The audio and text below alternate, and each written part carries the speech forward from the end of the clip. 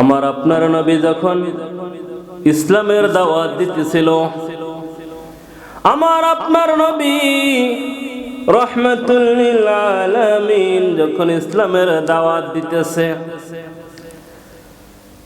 হযরত আবু বকর রাদিয়াল্লাহু তাআলা আনহু তখন সিরিয়ার জমিনে ব্যবসার জন্য গেলেন। আবু বকর রাদিয়াল্লাহু তাআলা আনহু সিরিয়ার জমিন থেকে তিনি জানলেন যে আরবে মুহাম্মদ যিনি এসেছেন তিনি ইসলামের পথে দাওয়াত দিতেছেন।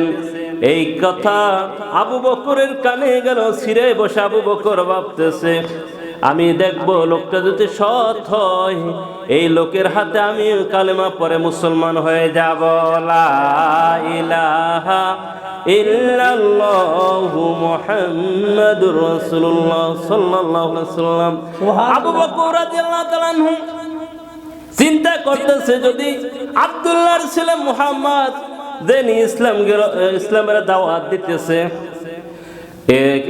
একে যদি আমি সৎ দেখি, এর আমল যদি ভালো দেখি, এর আচরণ যদি ভালো দেখি, আমি আবু বকর তার হাতে কালেমা পড়ে মুসলমান হয়ে যাব।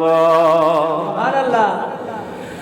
আবু বকর রাদিয়াল্লাহু তাআলা আনহু এই কথা ভেবে এক জায়গায় বসলেন। বসে ঘুমের তন্দ্রা এসে গেল। আর দেখতেছে এই পৃথিবীর চন্দ্র এবং তারকারা যেগুলো দৌড়াদৌড়ি করতেছে, চন্দ্র এবং তারকা দৌড়াদৌড়ি করে আবু বকরের কোলের দিকে আসতেছে। আবু বকর স্বপ্নের মাঝে তার চাদরটা এখানে রেখে দিলেন, কোলের উপরে রেখে দিলেন, যে যখন চন্দ্র তার দিকে আসতেছে, তারকারা যেগুলো যখন তার কোলের দিকে আসতেছে, চন্দ্র এবং তারকারা যে তার কোলের কাছে যখন আসলো, আবু বকর রাদিয়াল্লাহু তাআলা আনহু ওই চন্দ্র এবং তারকা রাশিকে রুমাল দিয়ে বুকে জড়িয়ে ধরলেন। ঘুম ভেঙে গেল। সিরিয়া থেকে আবু বকর রাদিয়াল্লাহু তাআলা আনহু মক্কার জমিনে আসলেন।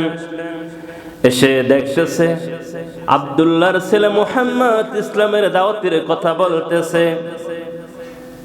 আমার আপনার নবী আবু বকরকে বললেন, ও আবু বকর, আমি ইসলামের দাওয়াত দিতেছি, আমি হচ্ছে আল্লাহর পয়গম্বর নবী। সুবহানাল্লাহ।